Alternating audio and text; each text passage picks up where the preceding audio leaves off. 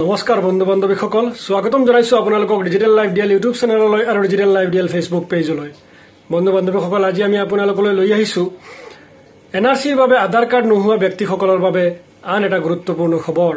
বন্ধু বান্ধৱীসকল, যিসকল ব্যক্তি এনআৰচিৰ বায়োমেট্ৰিক লক আছিল, সেই ব্যক্তিসকলে আধাৰ কাৰ্ড বনাব পৰা নাই, সেই ব্যক্তিসকলৰ বাবে আজি এটা গুৰুত্বপূৰ্ণ খবৰ লৈ আহিছো।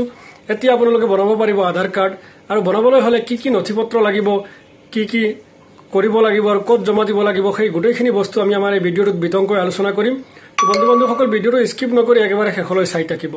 বন্ধু বান্ধৱীসকল, ভিডিঅ'টো আৰম্ভ কৰাৰ আগতে মই প্ৰতিটো ভিডিঅ'ৰ দৰে এটা ৰিকুৱেষ্ট কৰিব বিচাৰিছো, যদি এতিয়ালৈকে মোৰ এই ডিজিটেল লাইভ ডিএল ইউটিউব চেনেলটো আপোনালোকে ছাবস্ক্ৰাইব কৰা নাই তেতিয়াহ'লে ছাবস্ক্ৰাইব কৰি দিব, আৰু যদি ফেচবুকত চাই আছে তেতিয়াহ'লে আমাৰ এই ডিজিটেল লাইভ ডিএল ফেচবুক পেজটো আপোনালোকে ফ'ল' কৰিবলৈ নাপাহৰিব।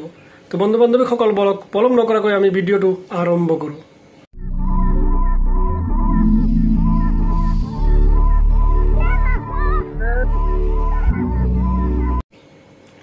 বন্ধু বান্ধৱীসকল, আজি আমাৰ ভিডিঅ'টো হৈছে যে এনআৰচিৰ বাবে যিসকল ব্যক্তিৰ আধাৰ কাৰ্ড হোৱা নাই বা আধাৰ কাৰ্ড বনাব পৰা নাই, সেই ব্যক্তিসকলৰ বাবে এটা গুৰুত্বপূৰ্ণ খবৰ। বন্ধু বান্ধৱীসকল, এনআৰচিত বায়োমেট্ৰিক লক কৰি থোৱাৰ কাৰণে সেই ব্যক্তিসকলে আধাৰ কাৰ্ড বনাব পৰা নাই। প্ৰায় 9-10 লাখ মানুহ অসমত বাদ পৰি গৈছে, আধাৰ কাৰ্ড বনাব পৰা নাই।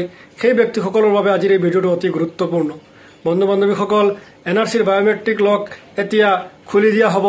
অসমৰ মাননীয় মুখ্যমন্ত্ৰী হিমন্ত বিশ্ব শৰ্মা ডাঙৰীয়াই চেণ্ট্ৰেল চৰকাৰৰ লগত, কেন্দ্ৰীয় চৰকাৰৰ লগত বা গৃহমন্ত্ৰী ডাঙৰীয়াৰ লগত, অমিত শ্বাহ ডাঙৰীয়াৰ লগত আলোচনা কৰি সেই বিষয়ে যে সমাধান উলিয়াব বিচাৰিছে, সেই বায়োমেট্ৰিক লকটো খুলি দিয়াৰ ব্যৱস্থা কৰিছে। প্ৰতিটো চাৰ্কুল অফিচত বৰ্তমান ডকুমেণ্ট জমা লোৱা হৈ আছে। যিসকল ব্যক্তিৰ আধাৰ কাৰ্ড হোৱা নাই, এনআৰচি বায়োমেট্ৰিক লক আছিলে, সেই ব্যক্তিসকলৰ ডকুমেণ্টখিনি বৰ্তমান জমা লৈ আছে। আৰু এতিয়া এনআৰচিৰ যিটো বায়োমেট্ৰিক লক আছিলে সেইটো খুলি দিয়া হ'ব।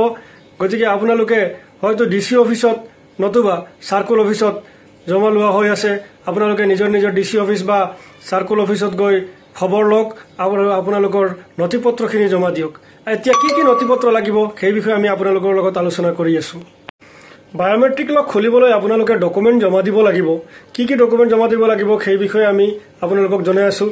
প্ৰথমে আপোনালোকে আপোনালোকৰ ভোটাৰ কাৰ্ড, তাৰপিছত পান কাৰ্ড, ৰেচন কাৰ্ড, এনআৰচিৰ খচৰা তালিকা, এনআৰচিৰ ARN নাম্বাৰ, পৰিয়ালৰ আন সদস্যৰ আধাৰ কাৰ্ড, নাবালকসকলৰ বাবে জন্মৰ প্ৰমাণ পত্ৰ, এই গোটেইখিনি বস্তু লাগিব।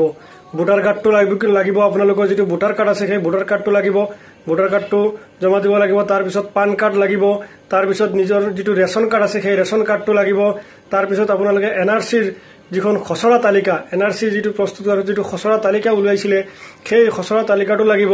তাৰপিছত এনআৰচিৰ যিটো ARN নাম্বাৰ, এনআৰচি জমা দিয়াৰ পিছত যিটো এখন কাগজ দিছিলে সেই কাগজখনত ARN নাম্বাৰ আছিলে, সেই ARN নাম্বাৰটো লাগিব। তাৰপিছত পৰিয়ালৰ আপোনাৰ যিকোনো এজন ব্যক্তিৰ বা আধাৰ কাৰ্ড আপোনালোকে জমা দিব লাগিব। তাৰপিছত নাবালকসকলৰ বাবে জন্মৰ প্ৰমাণ পত্ৰ, যিবিলাক সৰু ল'ৰা ছোৱালী আছে সেইসকলৰ জন্মৰ প্ৰমাণ পত্ৰ আপোনালোকে জমা দিব লাগিব।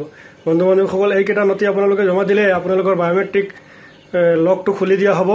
বন্ধু বান্ধৱীসকল, আজি আমাৰ ভিডিঅ'ৰ মূল বিষয়বস্তু এইখিনি আছিলে। যদি আপোনালোকে ভাল পায় তেতিয়াহ'লে আপোনালোকৰ বন্ধু বান্ধৱীলৈ ভিডিঅ' লিংকটো শ্বেয়াৰ কৰিব আৰু সকলোকে জানিবলৈ সুযোগ দিব। শেষত আকৌ এবাৰ ৰিকুৱেষ্ট কৰিছোঁ, যদি এতিয়ালৈকে মোৰ এই চেনেলটো আপোনালোকে ছাবস্ক্ৰাইব কৰা নাই তেতিয়াহ'লে ছাবস্ক্ৰাইব কৰি দিব, আৰু যদি ফেচবুকত চাই আছে তেতিয়াহ'লে আমাৰ ডিজিটেল লাইভ ডিএল ফেচবুক পেজটো আপোনালোকে ফ'ল' কৰিবলৈ নাপাহৰিব। তো আজিলৈ ইমানেই। Thank U, bye bye. লগ পাম নতুন এটা ভিডিঅ'ৰ সৈতে।